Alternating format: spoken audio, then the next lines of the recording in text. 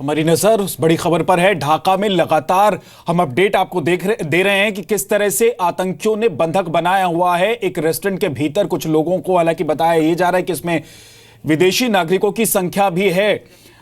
मेरे साथ तारक फतेह जुड़े हुए हैं, पाकिस्तानी मूल के लेखक हैं, उनसे हम बात कर रहे हैं लगातार।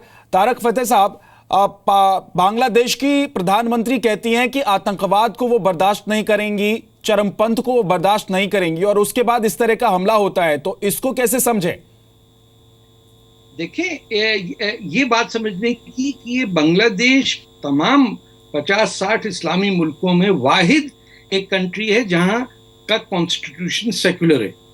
उस हसीना शेख की हुकूमत का तख्ता उलटने के लिए ना सिर्फ आपके जमात इस्लामी या तमाम की शिद्दत पसंद इस्लामी जमातें हैं, बल्कि आप ये समझिए कि पाकिस्तान की फौज और आईएसआई भी इसमें लगे हुए हैं।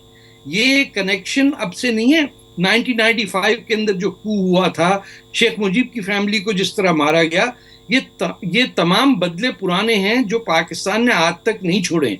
अगर कोई ये समझता है कि सऊदी फंडेड ये जो जिहादी हैं बांग्लादेश के, इनको मदद पाकिस्तान के आईएसआई से नहीं मिलती, तो वो किसी और दुनिया में रहते हैं। क्योंकि हम जिन्होंने बांग्लादेश की स्ट्रगल में हिस्सा लिया था 71 में और जो पाकिस्तान में पैदा हुए थे, हमको पूरी तरह पता है कि आईएसआई के लंबे हाथ कहाँ तक जाते हैं। तमाम जो आपको लग रहा है कि ये जो हमला है इसके पीछे भी आईएसआई का हाथ है? बगैर आईएसआई के हाथ के आईसिस का कोई काम नहीं होता है सर। आप सीरिया के अंदर देखिए, आज ही की खबर है कि ज्यादातर जो रिक्रूट्स हैं या तो वो सेंट्रल एशियन हैं या पाकिस्तानी हैं, उन्हीं की रेजिमेंट्स हैं। उज़्बेक जो जितने भी वहां गए वो तो उसी पाकिस्तान के नॉर्थ वेस्टर्न इलाके के अंदर जो तालिबान के साथ थे, उन्हीं को पाकिस्तान फौज ने कहा कि हम जंग लड़ रहे हैं जिहादियों के साथ। उस मौके के अंदर वो 10-15 हजार उज़्बेक और चचिन जो अफगानिस्तान में थे उनको रास्ता निकाल के आपने सीरिया भेज दिया। ये तमाम कमांड एंड कंट्रोल जो है ये पाकिस्तान की मिलिट्री इंटेलिजेंस और आईएसआई के हाथ में। उन्हीं के $1 बिलियन बैंक अकाउंट स्विट्जरलैंड में चलते हैं। सऊदी फंडिंग जो है मदरसों की, खास तौर पे चिटगांव के अंदर, आप बताइए कि एक मदरसे में 10 से 15 हजार बच्चे पढ़ाए जा रहे हैं जिनको ब्रेन वॉश किया जाता है anti waste, anti Hindu, anti यहूदी, ये टीचिंग देके कि भाई जिंदगी शुरू ही मौत के साथ होती है, 1-2 हिंदू को मार के मरो।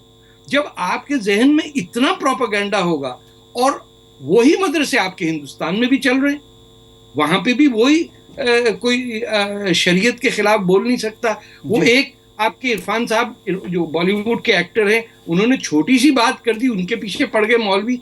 तो आपको ये समझना होगा कि आइसोलेटेड नहीं है सिर्फ बांग्लादेश जी, तारक साहब, समझना ये भी होगा कि पाकिस्तान दरअसल बांग्लादेश के रास्ते, क्या हिंदुस्तान को भी जो लगातार हिंदुस्तान पर टारगेट करता रहा है पाकिस्तान, वो अब बांग्लादेश के रास्ते भी हिंदुस्तान को परेशान करने की कोशिश में जुट गया है। और ये जो आतंकी हमला हुआ है, ये एक बड़ा आतंकी हमला तो है ही, लेकिन पाकिस्तान की इसमें कितनी बड़ी भूमिका है, इसको भी समझने की जरूरत है।